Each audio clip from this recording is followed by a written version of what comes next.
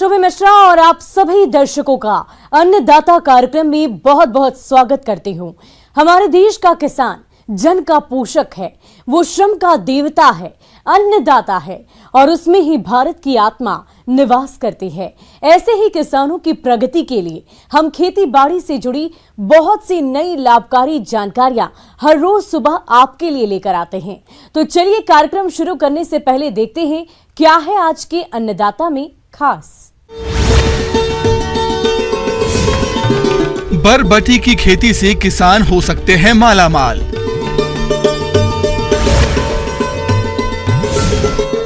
रागी की कटाई, गहराई और भंडारण पर जानकारी।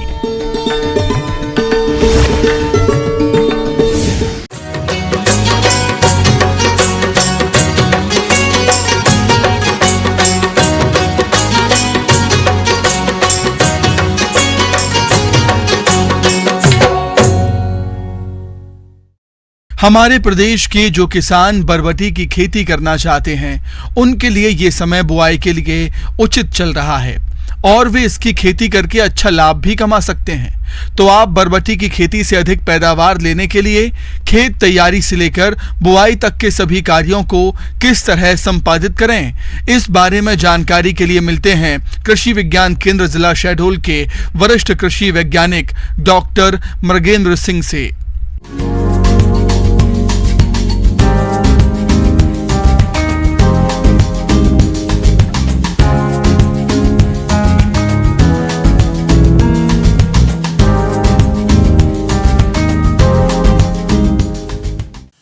किसान भाइयों नमस्कार।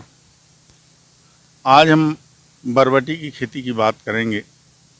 जैसा कि किसान भाई आपको पता है कि बरबटी बरसात में भी इसकी खेती की जा सकती है और बारिश का मौसम शुरू हो गया है, ये लगाने का सबसे उपयुक्त समय है।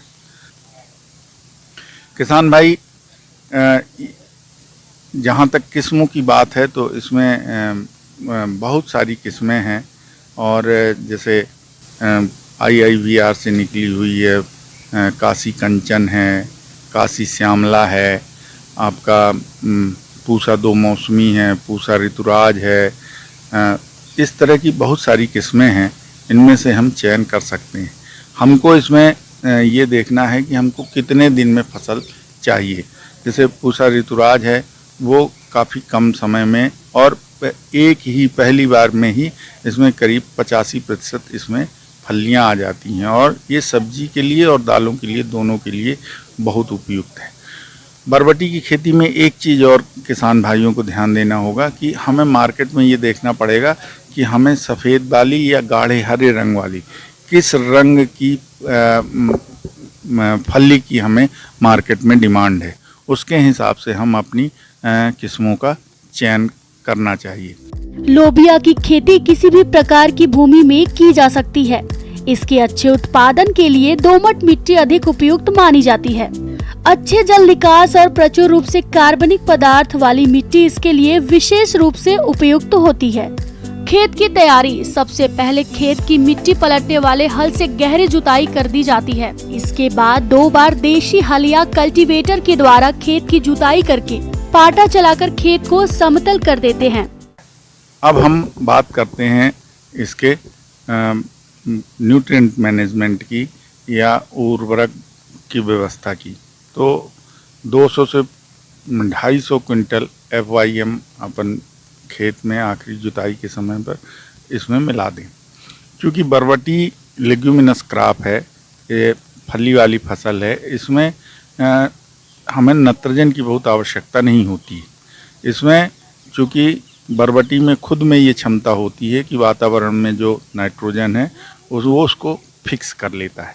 तो हमें 12 से 14 किलोग्राम नाइट्रोजन की आवश्यकता होती है प्रति हेक्टेयर के हिसाब से। और जहाँ तक बात है फास्फोरस की और पोटास की, तो 60 से 70 किलोग्राम फास्फोरस और इतने ही पोटास की आवश्यकता होती है। और ये सभी कुछ हम खेत में अंतिम जुताई के समय में इसको मिला देना चाहिए। अब बात आती है कि बरबटी की खेती के लिए हमें बीज कितनी मात्रा में आवश्यकता होगी। तो किस्म के अनुसार और खेत के हिसाब से 12 से 15 किलो पर हेक्टेयर के हिसाब से बीज पर्याप्त होता है। सबसे पहले तो हम किसान भाइयों से ये कहेंगे कि बरसात में चूँकि फफूंदी जनित रोग ज़्यादा आक्रमण करते हैं फसल पर, इसलिए बीजोपचार बहुत ही आवश्यक है। तो ख़ास तौर से बरबटी के बीज के लिए थायरम 3 से 4 ग्राम पर किलो के हिसाब से इसका बीजोपचार आवश्यक है। बुआई का तरीका। चौला की फसल बुआई के समय पौधे से पौधे की दूरी 15 सेंटीमीटर और पंक्ति से पंक्ति की दूरी 45 से 50 सेंटीमीटर और बीज की गहराई 3 से 5 सेंटीमीटर रखते हुए बुआई करनी चाहिए। चौला की बुआई खरीफ में मानसून आने पर जून शुरुआत से जुलाई के अंत तक कर सकते हैं। खरपतवार नियंत्रण। बुआई के बाद फसल में कई तरह के खरपतवार उग जाते हैं। जो किसान भाई रासायनिक दवाओं से खरपतवारों का नियंत्रण करना चाहते हैं तो वे बुआई के 48 घंटे के अंदर पेंडिमेथिलीन 3.3 लीटर दवा 700 लीटर पानी में मिलाकर प्रति हेक्टेयर छिड़काव करते हैं। इसके बाद खरपतवारों को नियंत्रण करने के लिए 2 से 3 बार निराई गुड़ाई करके फसल को खरपतवारों से मुक्त रखना चाहिए। बरबटी में एक चीज़ और है कि इसमें 2 तरह की फसलें होती हैं। एक तो जो छोटी रह जाती हैं और एक होती हैं जो झाड़ी नुमा होती हैं। जो झाड़ी नुमा होती हैं वो ज़्यादा लंबे समय तक चलती हैं और उनके लिए हमको स्टैकिंग की व्यवस्था करनी होती है कि उसकी बेलें ज़मीन में ना फैलें। और जो छोटे और झाड़ी नुमा होते हैं उनमें हमें स्टैकिंग की आवश्यकता नहीं होती है। तो किस्मों का चुनाव करते समय हमें इन चीज़ों का ज़रूर ध्यान रखना चाहिए। और खेत की तैयारी करते समय हमें ये चीज़ ज़रूर ध्यान में रखना चाहिए कि ये उथली जड़ वाली फसल है, इसीलिए अगर बरसात में आपका 7 से 8 दिन के अंदर बारिश नहीं होती है तो हमें इसमें पानी देने की भी आवश्यकता होती है। पर पानी हम इतना ही दें कि इसकी जड़ें चूँकि उथली हैं तो कम मात्रा में पानी दें, बहुत जल भराव की स्थिति निर्मित ना करें। ये अगर छोटी छोटी चीज़ों का हम ध्यान रखेंगे तो निश्चित रूप से हमको अच्छी फसल प्राप्त हो। किसान भाइयों, अब लेते हैं एक छोटा सा ब्रेक।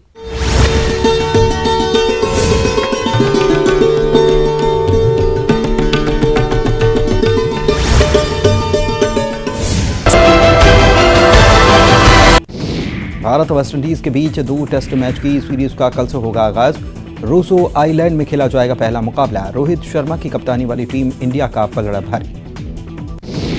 13 जुलाई को ग्वालियर आएंगी राष्ट्रपति द्रौपदी मुर्मू। सिंधिया परिवार के साथ करेंगे लंच। जयविलास म्यूजियम का लेंगे जायजा। राजभवन पहुंचे केंद्रीय मंत्री ज्योतिरादित्य सिंधिया। राज्यपाल से की मुलाकात, कई मुद्दों पर हुई।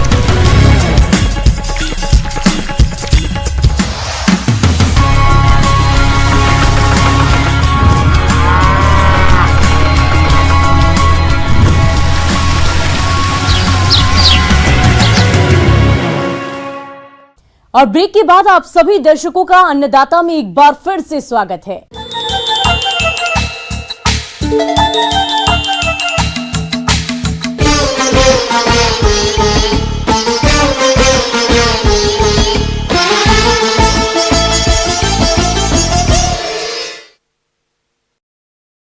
प्रदेश में अब बहुत किसान रागी की खेती करने लगे हैं। फिलहाल बसंत में बोई गई रागी की फसल कटाई योग्य तैयार हो गई है, लेकिन किसान जानकारी के अभाव में बिना पकी हुई फसल की कटाई कर देते हैं, जिसकी वजह से उत्पादन में कमी आ जाती है। तो आपके सामने इस तरह की समस्या नहीं आए, इसके लिए ऐसे में इसकी कटाई, गहराई और मार्केटिंग कैसे करें, इस बारे में बता रहे हैं कृषि वैज्ञानिक डॉक्टर महेश कुमार।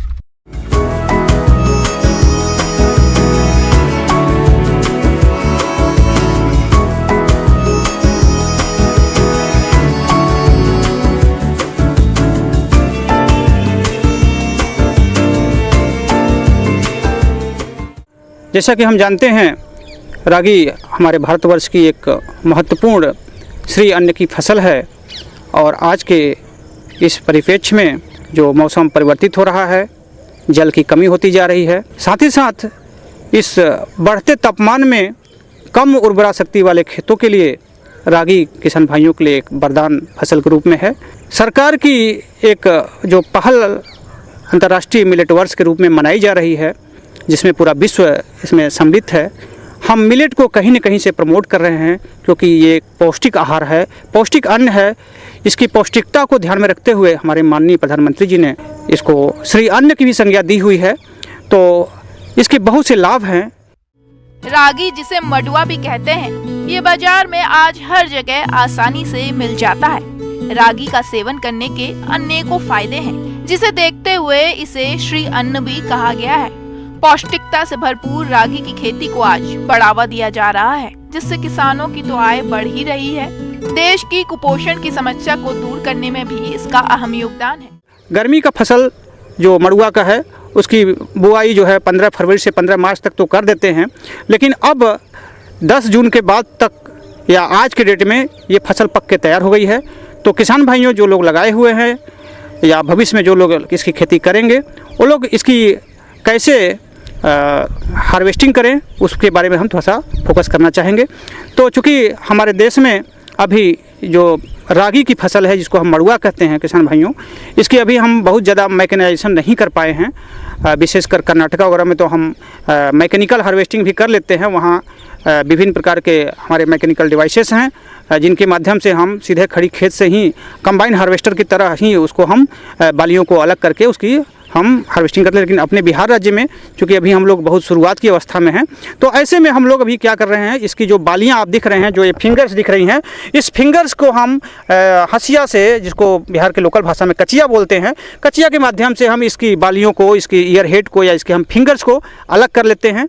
और अलग करने के बाद इसको हम 3 से 4 दिन अच्छी धूप में सुखा लेते हैं।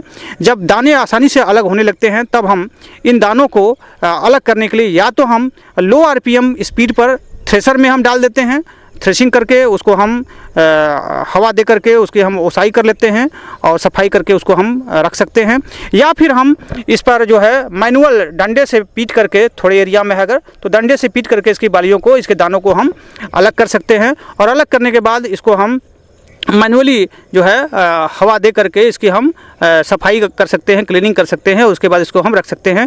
या दूसरा विकल्प ये भी है कि हम इसकी बालियों को हंसिया से काट करके 3-4 दिन सुखाने के बाद इस पर हम जो ट्रैक्टर है या और कोई यंत्र है, ट्रैक्टर विशेष करके अगर हम उसको चला देते हैं, या जिन भाइयों के पास ट्रैक्टर नहीं है, बैल हैं, तो बैल से भी हम उसको उस पर चला करके और इसके दानों को अलग कर लेते हैं। और जब दाने अलग हो जाते हैं तो उसको हम हवा दे करके, हवा के माध्यम से में करके हम उसके दानों को इसके भूसी से अलग कर लेते हैं। फसल कोई भी हो, हमने उसे बड़ी मेहनत से तैयार किया होता है। ऐसे में इसकी कटाई मड़ाई में भी बड़ी सावधानियां रखनी होती हैं, जिससे उपज का नुकसान ना हो और उपज की क्वालिटी बेहतरीन बनी रहे। क्योंकि इसमें कल्ला निकलने की प्रवृत्ति होती है, तो जो इसका मदर प्लांट होता है वो 3 से 4 दिन पहले पक जाता है। लेकिन इसके जो कल्ले होते हैं वो थोड़ा सा किनारे के होते हैं, वो थोड़ा देर में पकते हैं। तो 3 से 4 दिन का उसमें अंतर आ जाता है पकने में। तो उसमें हमको क्या करना होता है, देखना पड़ता है कि हमारे बालियां पक गई हैं कि नहीं, दाने पक चुके हैं कि नहीं। तो इसके लिए हम देख रहे हैं कि जो बालियां अच्छे से पक चुकी हैं, उनमें आवाज़ थोड़ा सा अलग खन खन की आवाज़ आने लगी है। और दानों के हम देखते हैं, दाने एकदम बिल्कुल ठोस हो गए हैं, और दानों को आराम से हम हाथ से अगर रगड़ देते हैं तो ये दाने अलग हो जा रहे हैं। तो इस तरह से हम जो है इसको पहचान सकते हैं। और बालियाँ देख रहे हैं कि सूख गई हैं, लेकिन पौधा बिल्कुल हरा है। तो सूखी हुई बालियों को हम अच्छे से काट लेते हैं, और उसके बाद उसको हम आवश्यकता अनुसार उसमें नमी 12% तक आ जाए, उसके अनुसार उसको हम 2 से 3 दिन कड़ी धूप में सुखाते हैं। और सुखाने के बाद ही हम थ्रेशिंग की प्रक्रिया को अपनाते हैं, और उसको हम आगे थ्रेशिंग करके उसकी सफाई करते हुए उसको हम फिर 12% नमी तक उसको सुखाते हैं। सुखाने के बाद हम उसको बैगिंग करके स्टोर कर सकते हैं। रागी की खेती जायद और खरीफ में भी की जाती है। आप जब भी इसकी खेती करें तो उन्नत किस्मों को ही लगाएं। आज कई ऐसी किस्मों का इजाद हो चुका है जिसकी पैदावार काफी अच्छी है। इनकी बुआई इस समय भी आप कर सकते हैं, और हम खरीफ मौसम में इस बीज का उपयोग कर सकते हैं। तो बीज के लिए भी हमारे यहाँ संपर्क कर सकते हैं, विशेषकर रागी की बीज के लिए। और हमारा विभिन्न कृषि विज्ञान केंद्र है, वहाँ भी बीज की उपलब्धता है। आगे और भी है खेती बाड़ी से जुड़ी बहुत सी रोचक जानकारियां। कहीं नहीं जाइएगा, रुकेंगे एक छोटे से ब्रेक के लिए।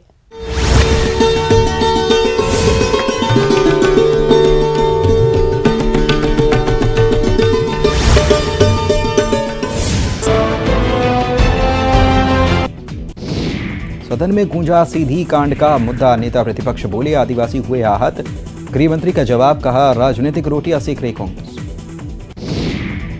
एमपी में प्री नर्सिंग चयन परीक्षा आयोजित कराने पर हाईकोर्ट नाराज, कहा नर्सिंग कॉलेजों की जांच का दिया आदेश, तो परीक्षा आयोजित कराने का मतलब क्या। एमपी में कई जिलों में झमाझम बारिश, ग्वालियर चंबल अंचल में बरस रहे बदलाव, उज्जैन में बारिश से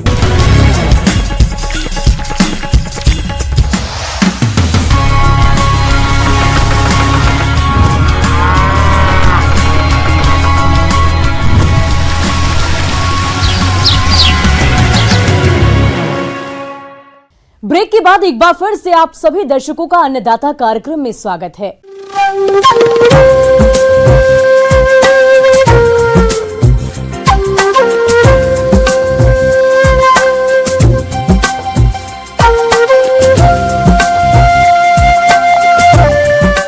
मौसम विभाग की रिपोर्ट पर साप्ताहिक कृषि सलाह कुछ इस प्रकार है।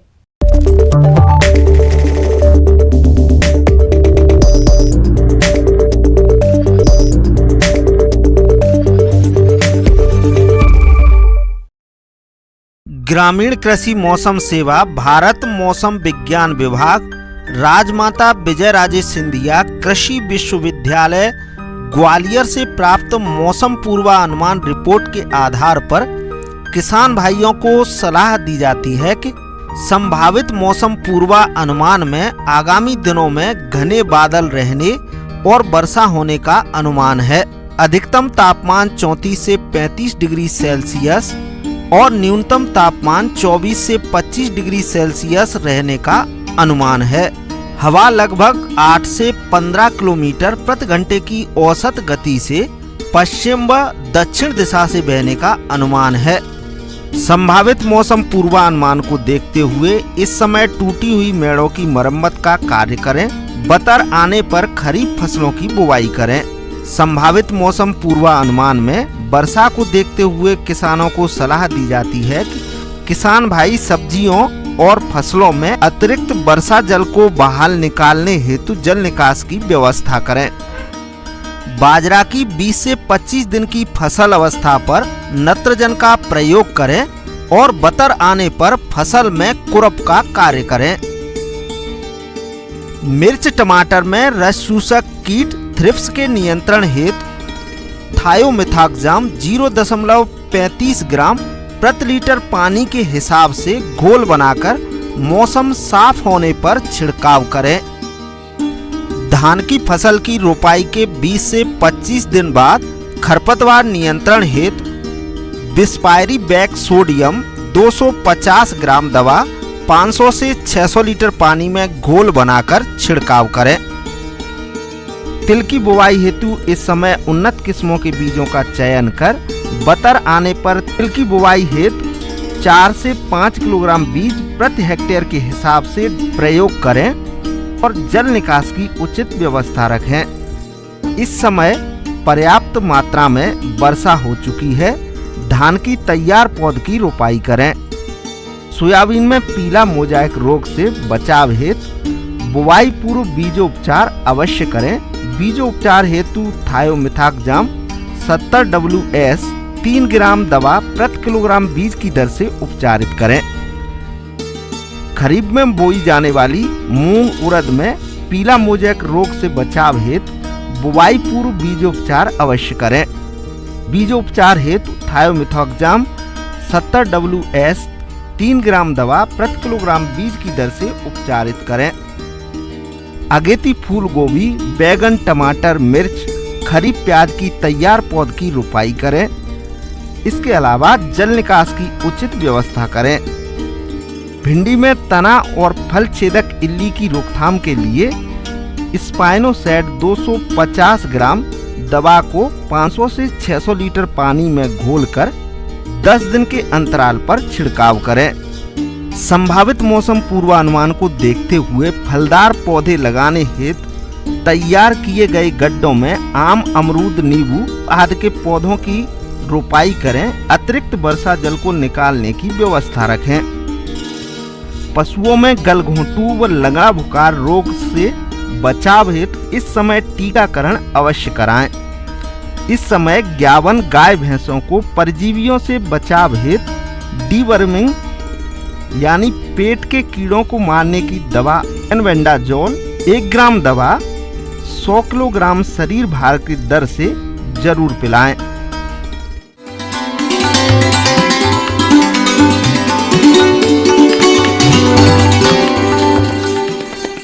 आइए जानते हैं अन्नदाता निशुल्क फोन के माध्यम से पूछे गए समस्याओं का समाधान। अन्नदाता निशुल्क फोन संपर्क सेवा के माध्यम से पूछे गए प्रश्नों में से आज हमने जिस प्रश्न को कार्यक्रम में शामिल किया है उसे पूछा है ग्राम दियारा, जिला ग्वालियर के कृषक अजय सोलंकी ने। ये आम की पौधरोपण तकनीक के बारे में संपूर्ण जानकारी चाहते हैं। तो अजय सोलंकी जी, आपकी जानकारी के लिए प्रस्तुत है कार्यक्रम का ये अंश।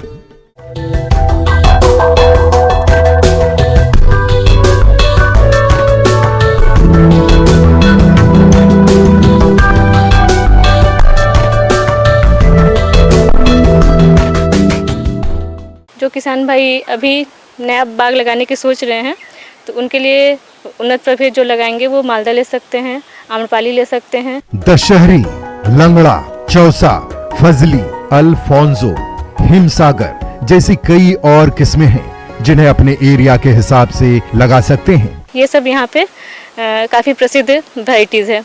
किसान भाई जैसा कि जानते हैं आप लोग कि जब नया बाग लगाना शुरू करेंगे तो इसके लिए सबसे पहले हम मिट्टी का चुनाव करते हैं। तो आम के बागान के लिए आप किसी भी प्रकार की मिट्टी ले सकते हैं, लेकिन अगर जिन किसान भाइयों के पास गहरी दोमट मिट्टी उपलब्ध है जिसका कि पीएच मान 5.5 से 7.5 के मध्य है, वो सर्वोत्तम है।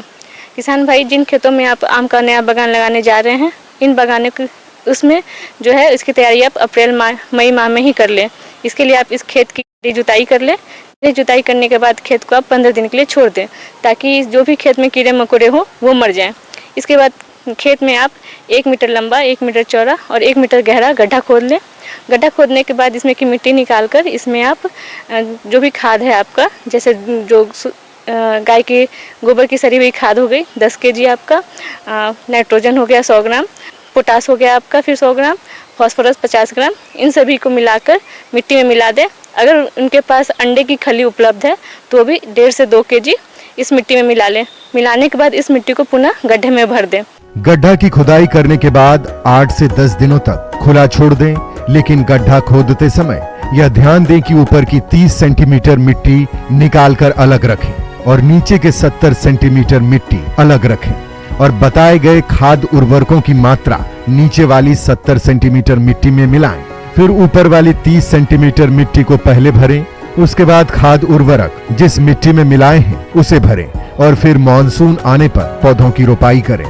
गड्ढे में भरने के बाद बारिश के बाद जब अच्छी बारिश हो जाए तो जून जुलाई सप्ताह में पौधों का रोपण करें। किसान भाई जो पौधा लेंगे, आम का जो पौधा लेंगे वो किसी विश्वसनीय स्रोत से, जहाँ जो कि नर्सरी हो या फिर कोई अनुसंधान केंद्र जो उनके आसपास है वहाँ से पौधा लें ताकि उसमें जो भी रोग की समस्या हो या कीड़े की समस्या हो कम से कम आए। रोपाई के समय विशेष ध्यान रखें, जून या जुलाई में रोपाई उसी एरिया में करें जहां बारिश बहुत अधिक नहीं होती हो। अगर बारिश बहुत अधिक होती हो वहां बरसात के अंत में रोपाई करने से बेहतर परिणाम मिलता है। इसके बाद किसान भाई इन पौधों को अपने रोपण करेंगे। रोपण करने के लिए किसान भाई या तो साधारण रोपण भी कर सकते हैं या फिर सघन बागवानी भी कर सकते हैं। अगर किसान भाई साधारण करते हैं तो उसमें पौधों से पौधों की दूरी और पंक्ति से पंक्ति की दूरी इसका ख्याल रखेंगे। साधारण वाले में किसान भाई 10 मीटर की पौधों से पौधों की दूरी और कतार से कतार की दूरी रख सकते हैं। अगर सघन बागवानी करते हैं किसान भाई तो इसमें 5 मीटर पौधों से पौधे की दूरी और कतार से कतार की दूरी रखेंगे, या फिर जिस किस्म का वो आम का पौधा ले रहे हैं उसके हिसाब से ये दूरी कम या ज़्यादा भी कर सकते हैं। रोपण दूरी का निर्धारण किस्मों के आधार पर किया जाता है और गड्ढा खुदाई के समय किस्म के अनुसार गड्ढे खोद लिया जाता है। लंगड़ा, चौसा, फजली, अल्फोंसो, हिमसागर इत्यादि किस्मों के लिए आमतौर पर 9 से लेकर 16 मीटर तक का रोपनी दूरी होती है। यही दशहरी के लिए 7 से 8 मीटर दूरी रखा जाता है। यदि दशहरी की बागवानी सघन करना हो तो 3 से 4 मीटर भी नई तकनीक में रोपण किया जा रहा है, लेकिन इसमें समय समय पर बाग की कटाई छटाई जरूरी हो जाता है। इसके अलावा अरुणिका किस्म की रोपाई 1 गुना से लेकर 4 गुना मीटर की दूरी पर कर सकते हैं। अगर अम्रपाली है तो इसके लिए 2.5 गुना 2.5 मीटर की दूरी अनुशंसित है।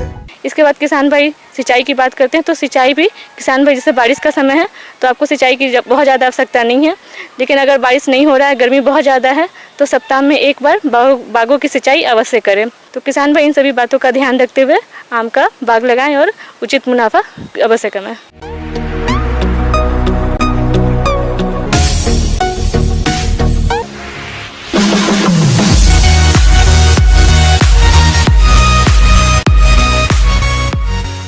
और एक नजर डालते हैं राज्य की कुछ मंडियों के प्रमुख फसलों के बाजार भाव पर।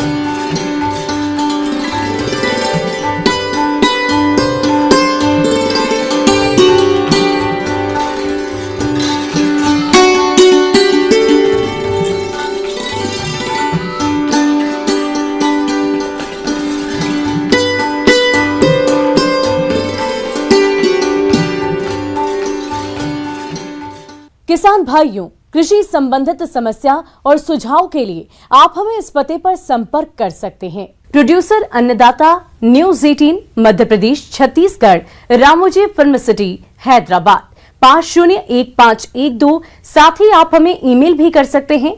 हमारा ईमेल है p18annadatamp@nw18.com।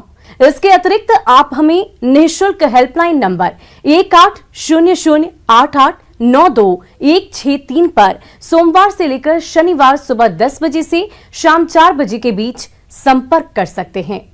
और अब समय हो रहा है आपसे विदा लेने का। कल फिर होगी मुलाकात कृषि से जुड़ी महत्वपूर्ण जानकारियों के साथ। नमस्कार।